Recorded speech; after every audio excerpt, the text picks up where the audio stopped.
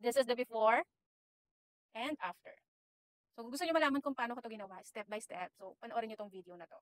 And nandito rin yung mga products na ginamit ko. May gusto kong gawin na eyeshadow, so ito siya, pero try natin kung kaya ko. So, sa eyeshadow, gamit tayo ng Spotlight Cosmetics.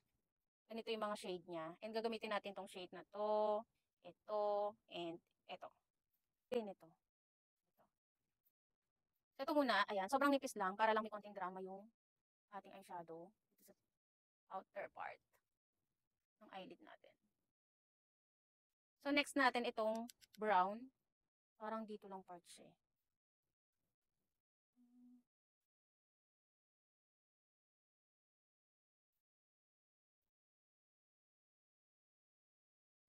Hanggang doon.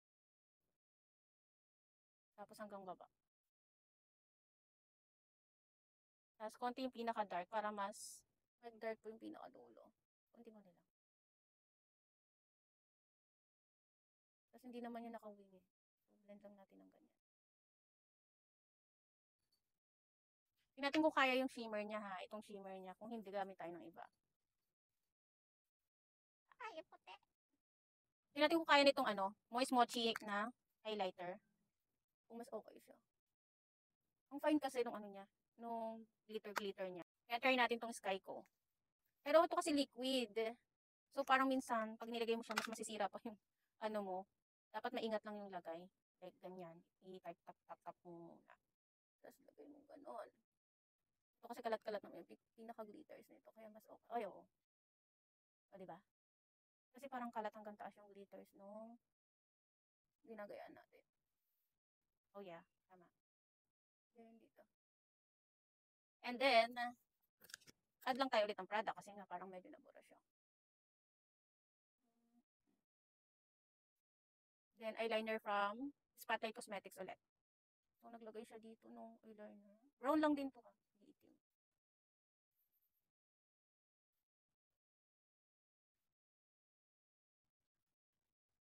Ano pa ba ako nang ginagawa? Mag-tightline tayo ng brown.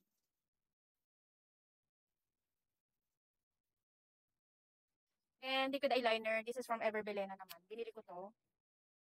Sabi nila manipis. So, tingnan natin kung manipis.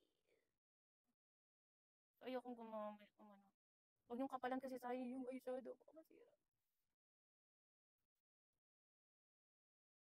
So, yun na. Maglagay tayo ng false eyelashes. So, ito na siya pag meron ng false eyelashes at lower lashes. Pinakita, nilagyan ko lang siya ng konting white eyeliner para mas bumuka yung mata natin.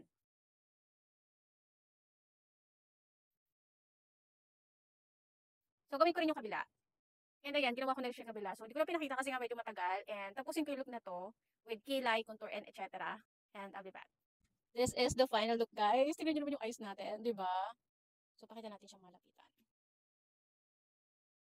Sobrang simple lang din nung ginawa natin eyeshadow. Kayang-kaya nyo yan, beb. So, ang technique talaga para maganda yung eyeshadow nyo is the bilik mata, syempre, and the lower lashes. So, kung eyeshadow lang talaga, hindi nyo ma-achieve yung ganitong eyeshadow. So, ayan, bili rin kayo ng lower lash and bilik mata. And then, syempre, contact lens. The best pag may contact lens. And yan, sana nagustuhan nyo yung ating eyeshadow. So, hanap ulit ako ng pwedeng gayahin, guys.